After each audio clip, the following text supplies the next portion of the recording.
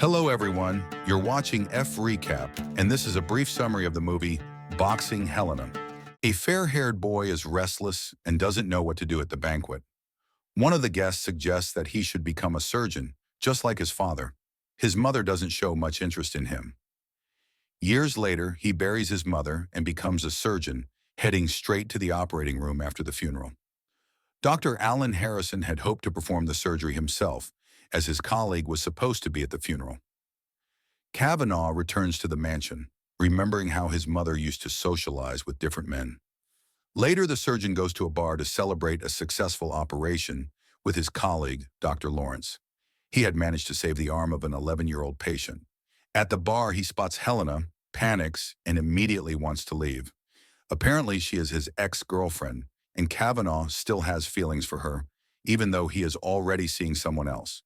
Before dinner, he decides to go for a run and ends up at Helena's house. He doesn't have the courage to knock, so he climbs a tree and watches as Helena, in her underwear, drinks a cocktail and gazes at the evening sky.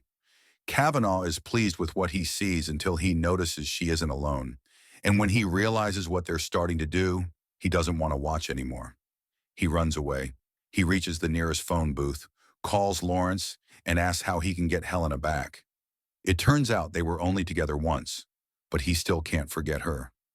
Lawrence advises him to stay away from her and think about Anne instead. But Kavanaugh doesn't give up and sends Helena a postcard inviting her to his housewarming party.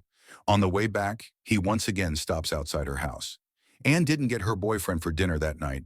When Kavanaugh returns, she is already asleep. Now he practices calling Helena and finally decides to make the call. Helena reluctantly answers, but he hangs up immediately. She gets upset and, in a foul mood, kicks her lover Ray out. Ray leaves, and Helena, who likes to drink, calls a store and orders vodka, lemon juice, and pomegranates. Falling asleep, Kavanaugh mentally wishes Helena a good night, but Anne leaves in the morning without waiting for her boyfriend to wake up. Kavanaugh calls his acquaintances to invite them to the housewarming party, but it seems it's just an excuse to lure Helena in.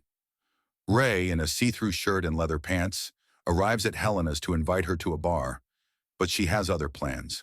She's going to a party and is leaving for Mexico the next day. Helena once again shoos Ray away. At Kavanaugh's house, guests have gathered, but he's only looking for her, nervously glancing at the clock. Finally, Helena arrives, and Kavanaugh immediately goes after her. Meanwhile, a friend reassures Anne that she will soon get a proposal. Helena walks around the house with an arrogant expression, ignoring the host. Another guy, Russell, catches sight of her and quickly finds common ground with her. Helena decides it would be a good idea to wash herself in the fountain. Anne becomes curious about the strange woman splashing around in the water. Helena invites Russell to have some fun. Anne asks the doctor why he invited that woman. Is he seeing her? Russell approaches Kavanaugh and informs him that he's leaving with Helena. Even standing in front of Anne, Kavanaugh struggles to hide his sadness. Seeing this, Anne gets upset and leaves. Helena also leaves, thanking Kavanaugh for the flowers and laughing in his face. It seems like the blonde man might cry. In the morning, Helena leaves Kavanaugh a message. She forgot her handbag and orders him to bring it to the airport, adding that Russell sends his regards. The man complies but is late, causing Helena to miss her flight. And now she's yelling at him. To make matters worse, her address book has gone missing. Helena is furious. She will have to return to Kavanaugh's house for the book. Inspired, he prepares to cook her lunch and express his feelings. But she doesn't want anything from him, and she made that clear yesterday. He pleads, and Helena reluctantly agrees to come into the house while he searches for the address book. He lights a candle and sets the table. But this only disgusts Helena. One of the dishes turns out to be her book, and she goes mad, realizing it was all a setup. She runs out of the house and reaches the highway. Kavanaugh follows her. Helena gets distracted by him, steps onto the road, and is hit by a car which runs over her legs. Dr. Harrison learns that Kavanaugh hasn't shown up at the hospital for weeks, leaving them without their lead surgeon. Anne hasn't seen him since the party either. Harrison decides to visit him. Kavanaugh opens the door, noting what a beautiful day it is.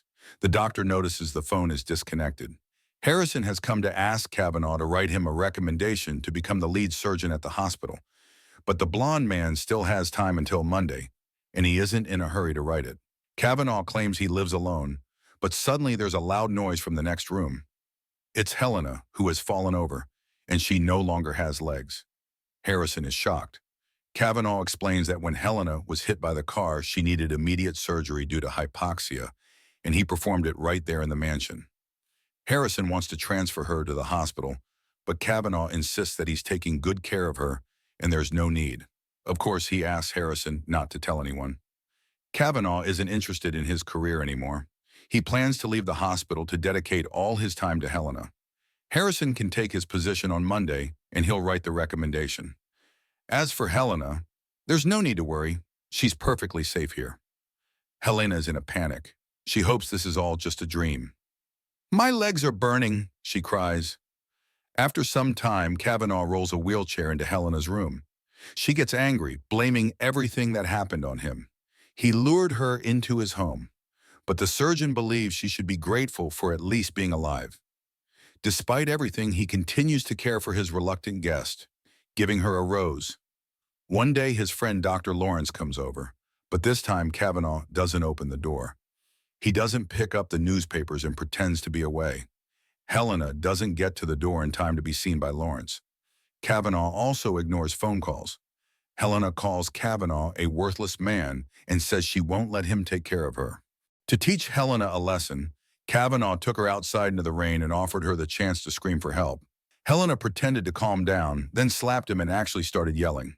While drying herself with a towel, she assured him that she had never enjoyed being with him. He was helpless and awkward. "You're not a real man," Helena retorted. Meanwhile, Ray had begun searching for her and asked a store clerk to call if he found out anything. That evening, Anne came over to Kavanaugh's house. He turned the music up loudly and gagged Helena before taking her away. Anne waited for a bit, then decided to open the door herself. She had a key. At that moment, Helena almost made it to the door, but remained unnoticed. Anne wanted to patch things up with Kavanaugh. She immediately threw herself at him, pulling down his pants, all while Helena watched. For a moment, Kavanaugh imagined Helena in Anne's place, and then it ended. Helena found this failed attempt amusing, and Anne now tried to comfort him. A frustrated Kavanaugh asked to be left alone, and then the phone rang. It had been reconnected by Anne, which made him angry. He demanded that she leave immediately and hand over the keys. She complied. Ray was hiding in the bushes, watching the house. Kavanaugh called the flower shop and ordered another bouquet for Helena at the first opportunity. Helena immediately began mocking him. How long did it last this time? 3 seconds? He's probably ashamed of himself his whole life. Kavanaugh believed that if Helena were an ordinary woman, he could have shown her that everything was fine in bed.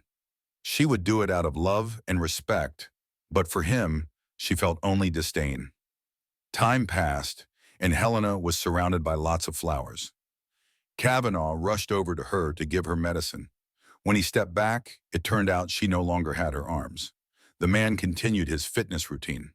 Helena asked him never to leave her alone and hoped that someone would eventually find her. Kavanaugh believed no one would take care of her as well as he did.